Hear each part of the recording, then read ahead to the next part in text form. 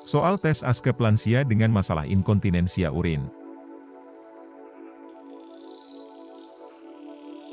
Soal tes introduksi inkontinensia urin pada lansia. Soal 1. Apa yang dimaksud dengan inkontinensia urin pada lansia? A. Penyakit yang menyerang kandung kemih. B. Kesulitan buang air kecil pada anak-anak. C. Ketidakmampuan menahan air kencing pada lansia. D. Penyakit ginjal pada orang dewasa. E. Kondisi yang hanya terjadi pada remaja. Apa hayo jawabannya? Soal 2. Apa faktor risiko yang dapat menyebabkan inkontinensia urin pada lansia? A. Konsumsi air yang cukup. B. Olahraga teratur. C. Gangguan neuromuskuler. D. Kualitas tidur yang baik. E. Diet seimbang. Apa hayo jawabannya? Soal 3. Mengapa perawatan yang tepat penting untuk lansia dengan inkontinensia urin? A. Karena tidak ada perawatan yang efektif. B. Agar mereka tetap muda. C. Untuk mencegah terjadinya gangguan kebersihan atau sosial. D. Agar mereka tidak perlu lagi buang air kecil. E. Agar mereka bisa tidur lebih lama. Apa hayo jawabannya? Soal 4. Apa tindakan yang tepat jika seorang lansia mengalami inkontinensia urin? A. Biarkan saja, karena itu merupakan hal umum pada usia lanjut. B. Segera berikan obat diuretik.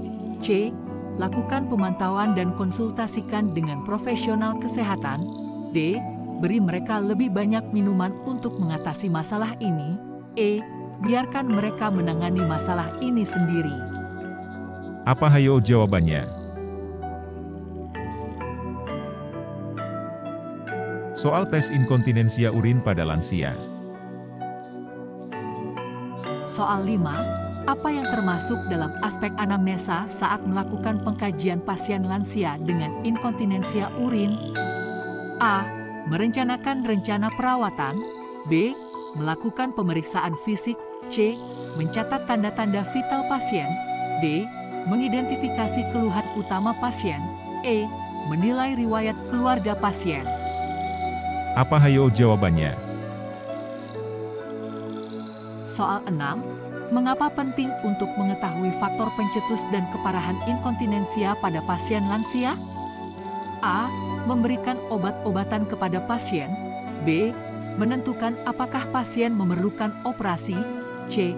Merencanakan perawatan psikologis. D. Merancang perubahan gaya hidup yang sesuai. E. Agar pasien tidak perlu periksa lebih lanjut. Apa hayo jawabannya? Soal 7. Apa yang perlu diperiksa selama pemeriksaan fisik untuk mengevaluasi kemampuan refleks berkemih pada pasien lansia? A. Tekanan darah pasien. B. Kadar gula darah pasien. C. Warna mata pasien. D. Pemeriksaan refleks pada kandung kemih. E. Tinggi badan pasien. Apa hayo jawabannya? Soal 8.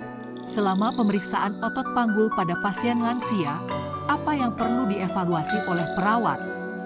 A. Warna kulit pasien. B. Kondisi gigi pasien. C. Keadaan otot panggul dan kekuatannya. D. Kadar hemoglobin pasien. E. Panjang rambut pasien. Apa hayo jawabannya? Soal 9. Mengapa penting untuk mengevaluasi kemampuan pasien dalam mengakses toilet selama pemeriksaan fisik? A. Agar perawat bisa menilai seberapa cepat pasien dapat berlari ke toilet. B. Untuk mengukur tingkat kebersihan toilet. C. Untuk memutuskan apakah pasien memerlukan peralatan bantu. D. Untuk menilai apakah pasien memiliki ketidakmampuan mengakses toilet. E. Untuk menentukan jenis obat yang harus diberikan kepada pasien. Apa hayo jawabannya? Soal tes diagnosa keperawatan terkait inkontinensia urin pada lansia. Soal 10. Apa yang dimaksud dengan diagnosa keperawatan? inkontinensia urin fungsional. A. Klien mengalami gangguan mental. B. Klien memiliki riwayat inkontinensia sejak lahir. C. Klien mengalami kesulitan mengendalikan kemampuan berkemihnya. D. Klien mengalami masalah pada sistem pencernaan. E. Klien mengalami masalah pada otot jantung. Apa hayo jawabannya? Soal 11. Apa yang menjadi dasar atau alasan rasional dari diagnosa keperawatan coping defensif? A. Klien mengalami gangguan pernapasan. B. Klien memiliki riwayat alergi. C. Klien mungkin mengalami konflik psikologis akibat inkontinensia urin. D. Klien mengalami gangguan pada sistem saraf. E. Klien memiliki riwayat hipertensi. Apa hayo jawabannya? Soal 12. Apa yang menjadi dasar atau alasan rasional dari diagnosa keperawatan risiko jatuh? A. Klien mengalami kesulitan mengenali tanda-tanda berkemih. B. Klien mungkin mengalami ketidakmampuan berjalan. C. Klien mungkin mengalami konflik psikologis akibat inkontinensia urin. D. Klien dapat memiliki risiko jatuh akibat inkontinensia urin dan lingkungan yang tidak aman. E. Klien mengalami gangguan pada sistem pernapasan. Apa hayo jawabannya? Soal 13. Apa yang menjadi tindakan atau perawatan yang sesuai untuk pasien dengan diagnosa keperawatan inkontinensia urin fungsional? A. Memberikan terapi fisik untuk memperkuat otot jantung. B. Melakukan pemeriksaan darah rutin. C. Memberikan obat antihipertensi. D. Memberikan dukungan untuk meningkatkan kemampuan berkemih pasien. E. Memberikan terapi psikologis. Apa hayo jawabannya? Soal 14. Apa yang bisa dilakukan perawat untuk mengurangi risiko jatuh pada pasien dengan diagnosa keperawatan risiko jatuh? A. Membiarkan pasien berjalan tanpa pengawasan. B. Memindahkan pasien ke tempat tidur yang tinggi. C. Menerapkan tindakan pencegahan untuk mengurangi risiko jatuh. D. Memberikan obat penenang pada pasien. E. Mengizinkan pasien beraktivitas tanpa pembatasan. Apa hayo jawabannya? Soal tes prinsip intervensi keperawatan terkait manajemen eliminasi urin. Soal 15. Apa yang harus dilakukan perawat selama fase observasi dalam manajemen eliminasi urin? A. Memberikan obat antibiotik. B.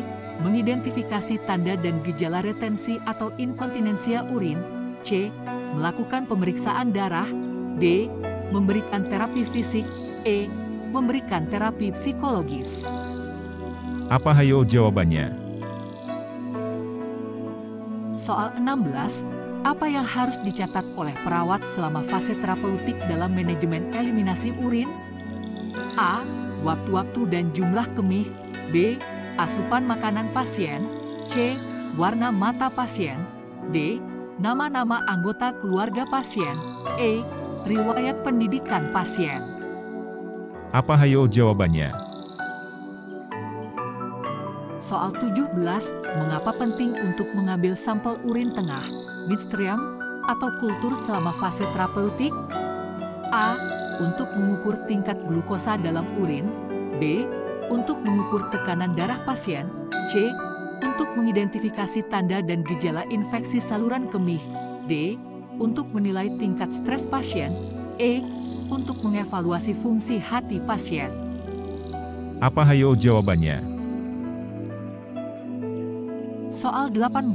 Apa yang sebaiknya diajarkan kepada klien dalam fase edukasi tentang manajemen eliminasi urin? A. Menyebutkan nama-nama obat yang harus diminum setiap hari. B. Melakukan perawatan kulit secara teratur. C. Ajarkan klien mengenali tanda berkemih dan waktu yang tepat untuk berkemih.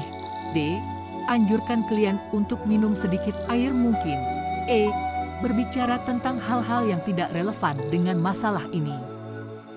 Apa hayo jawabannya? Soal 19. Apa yang sebaiknya dilakukan perawat jika diperlukan kolaborasi dengan tim medis dalam manajemen eliminasi urin? A. Memberikan obat penenang kepada pasien. B. Melakukan tindakan medis tanpa izin pasien. C. Melakukan pemeriksaan mata. D. Kolaborasi dengan tim medis untuk pemberian obat suppositoria uretra jika perlu. E. Memberikan obat antibiotik tanpa resep dokter. Apa hayo jawabannya? Soal 20. Apa yang dimaksud dengan observasi dalam manajemen eliminasi urin? A. Menyediakan obat-obatan untuk pasien. B. Memeriksa tingkat kelembaban kulit pasien. C. Mengidentifikasi tanda dan gejala retensi atau inkontinensia urin. D. Memberikan terapi fisik pada pasien. E. Melakukan evaluasi psikososial pasien. Apa hayo jawabannya? Soal 21. Mengapa penting untuk mencatat frekuensi dan volume urin selama fase terapeutik? A. Untuk menentukan jenis obat yang harus diberikan kepada pasien. B. Untuk menilai tingkat kebersihan toilet pasien. C. Untuk mengukur tingkat kecemasan pasien. D. Untuk memantau eliminasi urin pasien dan deteksi perubahan yang mungkin terjadi. E. Untuk mengevaluasi fungsi jantung pasien. Apa hayo jawabannya? Soal 22. Apa yang perlu diajarkan kepada klien selama fase edukasi tentang manajemen eliminasi urin terkait dengan terapi modalitas penguatan otot panggul berkemih? A. Cara mengukur tekanan darah. B. Cara melakukan pijat terapi. C. Cara melakukan latihan pernapasan. D. Cara melakukan terapi modalitas penguatan otot panggul berkemih. E. Cara mengukur kadar gula dalam darah. Apa hayo jawabannya? Soal 23. Mengapa perlu menjaga asupan cairan yang cukup pada pasien dengan inkontinensia urin? A. Agar pasien tidak perlu berkemih. B. Agar pasien bisa tidur lebih lama. C. Untuk mencegah terjadinya gangguan kebersihan atau sosial. D. Agar pasien tidak merasa haus. E. Agar pasien bisa mengurangi frekuensi buang air kecil. Apa hayo jawabannya?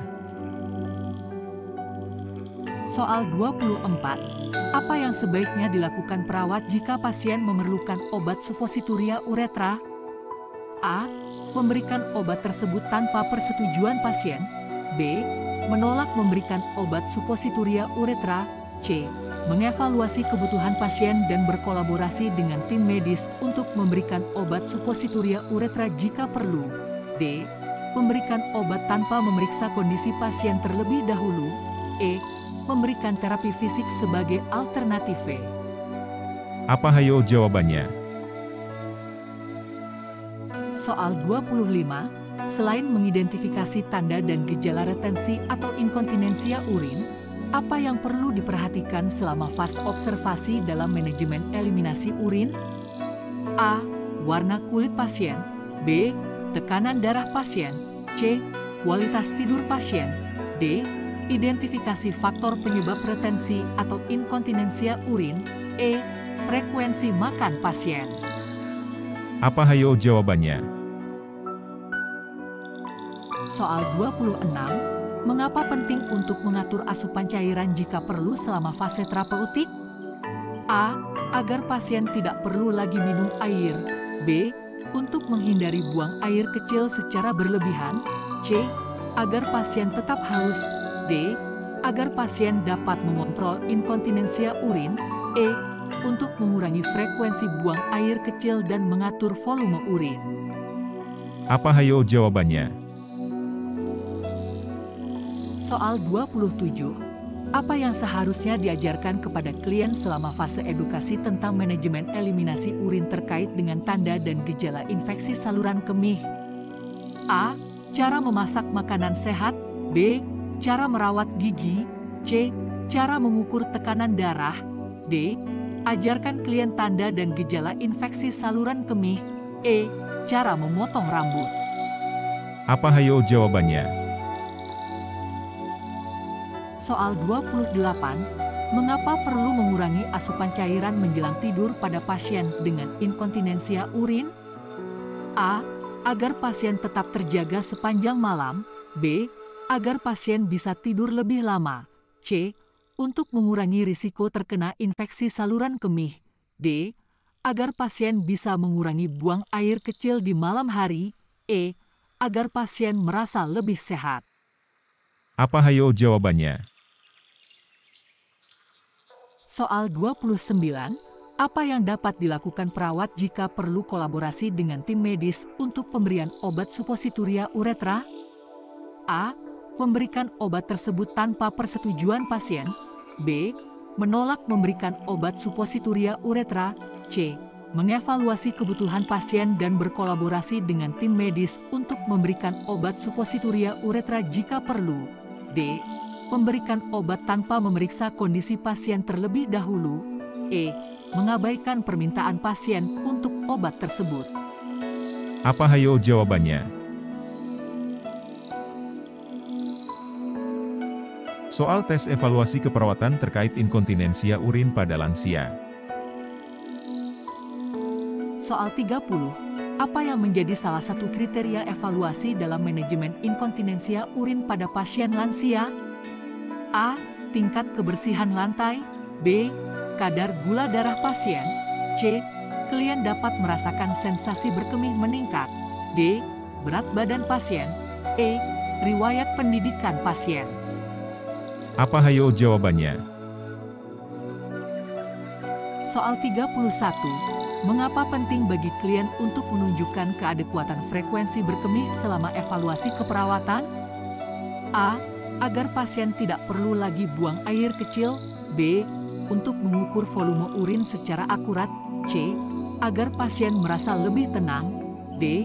Sebagai langkah pencegahan untuk infeksi saluran kemih. E. Untuk menilai efektivitas perawatan dalam mengurangi frekuensi buang air kecil. Apa hayo jawabannya? Soal 32, apa yang dimaksud dengan coping mekanisme positif dalam kriteria evaluasi? A. Klien menerima diagnosis inkontinensia urin. B. Klien menghindari perasaan berkemih. C. Klien mencari bantuan dari perawat. D. Klien mengembangkan strategi yang efektif untuk mengatasi masalah inkontinensia urin. E.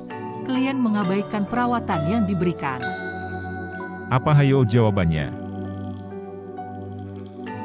Soal 33, mengapa penting untuk mencatat adanya insiden jatuh pada evaluasi keperawatan terkait inkontinensia urin? A. Untuk menilai seberapa cepat pasien berjalan. B. Agar perawat dapat memberikan obat penenang kepada pasien. C. Agar perawat bisa memberikan rekomendasi untuk olahraga. D. Agar dapat memantau keamanan pasien dan efektivitas tindakan yang telah dilakukan. E. Untuk mengevaluasi kadar gula darah pasien. Apa hayo jawabannya? Soal 34, apa yang perlu dilakukan jika klien tidak dapat merasakan sensasi berkemih meningkat selama evaluasi keperawatan? A. Menilai kebutuhan pasien untuk operasi. B. Mengabaikan hal tersebut. C. Menggantikan perawat yang merawat pasien. D. Mengidentifikasi alasan ketidakmampuan klien dan merencanakan tindakan yang sesuai. E. Membiarkan kondisi berlanjut tanpa perawatan. Apa hayo jawabannya? Soal 35, apa yang dimaksud dengan pemantauan terus-menerus terhadap perubahan kondisi pasien? A. Menilai tingkat pendidikan pasien. B. Melakukan tindakan medis setiap hari. C. Mengabaikan perubahan kondisi pasien. D. Mengamati dan mencatat perubahan dalam kondisi fisik atau emosional pasien secara rutin. E. Memberikan obat tanpa persetujuan pasien. Apa hayo jawabannya? Soal 36, mengapa penting untuk mengevaluasi efektivitas intervensi yang telah dilakukan dalam asuhan keperawatan? A. Untuk memberikan lebih banyak obat kepada pasien. B. Agar perawat bisa mendapatkan pengalaman baru. C. Untuk menunjukkan kepada pasien bahwa perawat melakukan tindakan. D. agar dapat menilai apakah intervensi yang diterapkan efektif dalam mengatasi masalah inkontinensia urin. E. Untuk mengevaluasi tingkat kebersihan pasien. Apa hayo jawabannya? Soal 37. Apa yang dapat dilakukan jika hasil evaluasi menunjukkan bahwa intervensi yang telah dilakukan tidak efektif? A. Tetap melanjutkan intervensi yang sama. B. Menghentikan perawatan pasien. C. Menilai apakah pasien memahami intervensi dengan benar. D. Melakukan penyesuaian perawatan jika diperlukan sesuai dengan respons pasien. E. Membiarkan kondisi pasien memburuk. Apa hayo jawabannya? Soal 38. Apa yang perlu dilakukan jika respons pasien terhadap intervensi adalah positif? A. Menghentikan semua perawatan. B. Tidak perlu melakukan tindak lanjut. C. Melanjutkan intervensi yang sama tanpa perubahan. D. Menilai apakah pasien masih membutuhkan perawatan. E. Melakukan pemantauan dan penyesuaian perawatan jika diperlukan sesuai dengan respons pasien. Soal 39. Apa yang harus dilakukan jika perawatan yang telah dilakukan terlalu agresif dan menyebabkan efek samping pada pasien? A. Mengabaikan efek samping tersebut. B. Melakukan tindakan lebih agresif. C. Menghentikan semua perawatan. D. Menilai apakah perawatan tersebut masih diperlukan. E. Melakukan penyesuaian perawatan jika diperlukan sesuai dengan respons pasien. Apa hayo jawabannya?